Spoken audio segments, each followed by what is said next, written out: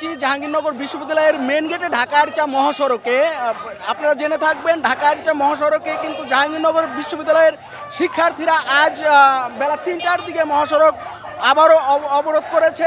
তাদের দাবি অন্তর্বর্তীকালীন সরকার যতক্ষণ পর্যন্ত ঘোষণা না দেওয়া হবে তারা মহাসড়ক আটকে বিক্ষোভ করবে। আমরা দেখেছি মহাসড়কের বিপরীত পাশ দিয়ে সেনাবাহিনীর গাড়ি একটু আগেই গিয়েছে।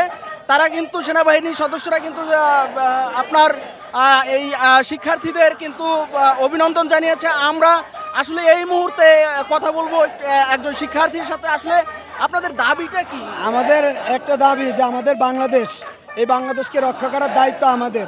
কারণ আমাদের বাংলাদেশে যে সম্পদগুলো আছে এই সম্পদগুলো লুটপাট করে কিছু সুবিধাবাদী লোকগুলো নিয়ে যাচ্ছে।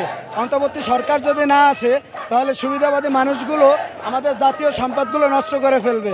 অর্থাৎ অতি দ্রুত আমাদের একটাই দাবি, অতি দ্রুত অন্তর্বর্তী সরকার গঠন করে আমাদের বাংলাদেশকে নতুন সাজে সাজাতে হবে, এটা আমাদের দাবি। দর্শক দেখছিলেন শিক্ষার্থীরা আসলে বলছেন অন্তর্বর্তীকালীন সরকার যদি ঘোষণা না করা হয় এই দেশের সম্পদগুলো লুট হয়ে যাবে। সেই থেকেই কিন্তু শিক্ষার্থীরা অন্তর্বর্তীকালীন সরকার দ্রুত ঘোষণার দাবিতে মহাসড়ক অবরোধ করেছে। তারা বলছেন যতক্ষণ পর্যন্ত অন্তর্বর্তীকালীন সরকার ঘোষণা না দেওয়া হবে তারা কিন্তু মহাসড়ক ছাড়বে না। আকলাকুর রহমান আকাশ, নাগরিক টেলিভিশন, সাভার।